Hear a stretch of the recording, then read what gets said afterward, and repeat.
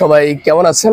আশা করি ভালো আছেন। তো আজকে আমরা এসেছি গুলশান সোসাইটি লেক পার্কে ঢাকা ফ্লো যে ইভেন্টটা হচ্ছে সেটার এতে অংশগ্রহণ করতে। সেটা বেসিক্যালি হচ্ছে এমন একটা ইভেন্ট যেটা প্রত্যেক বছর গুলশানে আয়োজিত করা হয়ে থাকে গুলশান সোসাইটি লেক পার্কের মধ্যে, যেখানে পুরো দেশ থেকে অনেক ধরনের স্পন্সর, অনেকগুলো অর্গানাইজেশন সেখানে যুক্ত হয়। ইভেন্টটা কি নিয়ে হয় মূলত সেটা আমি একটু এক্সপ্লেন করি ফার্স্টে। ইভেন্টটা হয় মূলত হচ্ছে ওয়েলনেস নিয়ে, যে আমাদের প্রত্যেকের যে ওয়েলনেস নিয়ে আমরা যারা সিরিয়াস তারা বিভিন্ন ধরনের অ্যাক্টিভিটির সাথে যুক্ত হইতে চাই, বাট কিন্তু সেগুলো কিন্তু এক জায়গায় হয়ে ওঠে না। সো গুলশান এদিক দিয়ে একটা ভালো কাজ করতেছে। প্রত্যেক বছর একটা নির্দিষ্ট ডেটে 6 ডিসেম্বর এবং 7 ডিসেম্বর গুলশান সোসাইটি লেক পার্কে এই প্রোগ্রামটা আয়োজন করে থাকে, যেখানে হচ্ছে এমপি থিয়েটারের বিভিন্ন ধরনের প্যানেল ডিসকাশন হয়। এখানে হচ্ছে ইয়োগার ব্যবস্থা থাকে, বিভিন্ন স্টল থাকে যেটা বিভিন্ন রিলেটেড হয়ে থাকে, কনসার্ট হয়, এরপর হচ্ছে মার্শাল আর্ট বলেন, এরপর সেলফ ডিফেন্স ওয়ার্কশপ বলেন, আরো অনেক ধরনের অ্যাক্টিভিটি এখানে হয়ে থাকে। সো এখানে মেইন উদ্দেশ্যটা কি, যে এই যে প্রোগ্রামটা, এই ঢাকা ফ্লোর উদ্দেশ্যটা কি? এটার মেইন উদ্দেশ্য হচ্ছে সোসাইটিতে ওয়েলনেসকে প্রমোট করা। ওয়েলনেসকে প্রমোট করা অনেকগুলো ওয়ে আছে। সালসাই যে ডান্সের মাধ্যমে আমরা প্রমোট করতে পারি, মিউজিকের মাধ্যমে আমরা প্রমোট করতে পারি, আমরা ফিটনেস মাধ্যমে প্রমোট করতে পারি, অনেকগুলো মাধ্যমে করতে পারি। সো বেসিক্যালি সবগুলো অর্গানাইজেশন এক জায়গায় আসে, 2টা দিন সেলিব্রেট করে ফুল ডে, যার মাধ্যমে সবার মধ্যে এই যে একটা ওয়েলনেসের যে গুরুত্বটা সেটা আমরা প্রমোট করতে পারি। সো আমরা আজকে এক্সপ্লোর করবো আস্তে ধীরে। এখানে অনেকগুলো প্রোগ্রাম হবে, আমরা মাত্র আসলাম। সো আস্তে ধীরে আমরা সব এক্সপ্লোর করবো আর আপনাদের সাথে শেয়ার করবো। সো এখন আমরা এখানে যে স্টল গুলো আছে আমার পিছনে দেখতে পাচ্ছেন, সেগুলোকে আমরা এক্সপ্লোর করবো আর আমরা দেখবো যে এখানে কি স্টল আছে। সো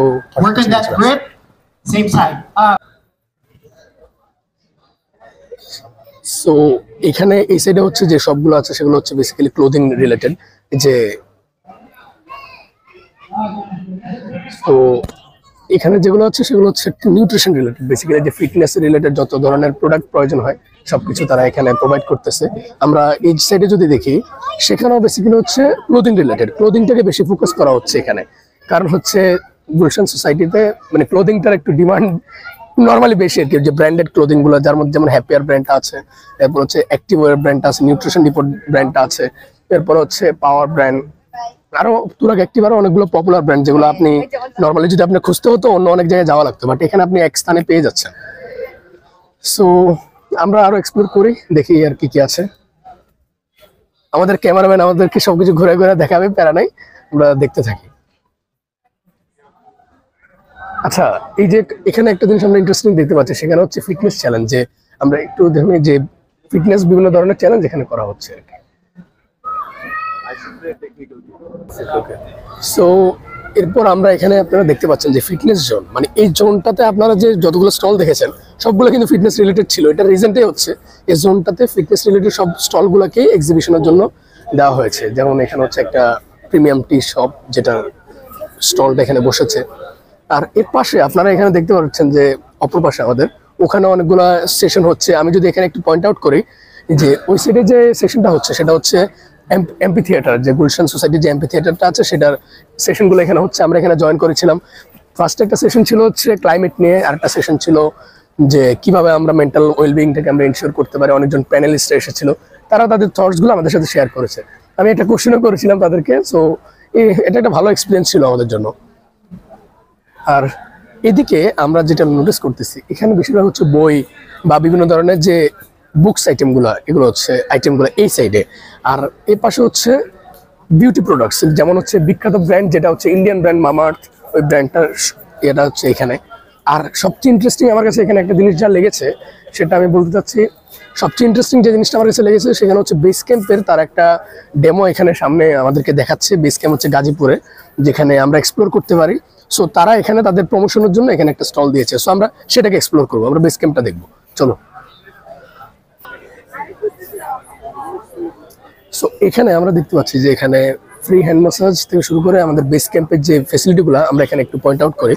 যে zip line, treat of adventure, এরপর হচ্ছে কায়াকিং, ওয়াটার অ্যাক্টিভিটি, আর্চারি, অনেক ধরনের অ্যাক্টিভিটি যেগুলো হচ্ছে বেসিক্যালি গাজীপুরের বেস ক্যাম্পে কেউ যদি একদিনের প্যাকেজ বা তাদের একটা প্যাকেজ সিস্টেম থাকে, সেখান থেকে কেউ নিতে চাইলে সে নিতে পারে।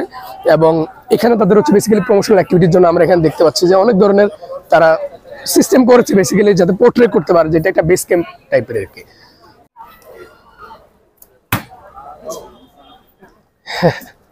Okay, basically I have to guess what is inside. 15 রকম আইটেম আছে, 15টাই কারেক্ট হবে। 15টাই কারেক্ট হতে হবে। 15 রকমের আইটেম আছে, একটা আইটেম দুইবার বলা যাবে। ফার্স্টে গেস করে ফেললাম। It's a pen. Okay You cannot see.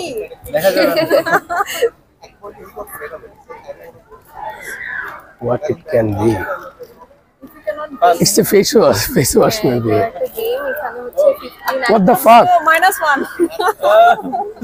Fail করেছে আমি হেরে গেছি আপনি বাকিটা করেন পাওয়া হলো না এরপরে আবার আমরা একটা সেশনে জয়েন করলাম যেখানে আমি প্যানেলিস্টদেরকে কোশ্চেন করেছিলাম মেন্টাল হেলথ নিয়ে আমরা কীভাবে অপটিমিস্টিক থাকতে পারি এগুলো নিয়ে কোশ্চেন করেছিলাম তো তারা আমাকে এগুলোর কোশ্চেনের অ্যান্সার দিল এবং সেখানে বেসিক্যালি যে প্যানেলিস্টগুলো ছিল তাদের অ্যান্সারগুলো আসলেই অনেক ইনসাইটফুল ছিল যেগুলো আমার কাছে মনে হচ্ছে যে লাইফে আমাদের অনেক কাজে লাগবে সো আজকের জন্য এটুকুই পার্ট 2 কালকে আসবে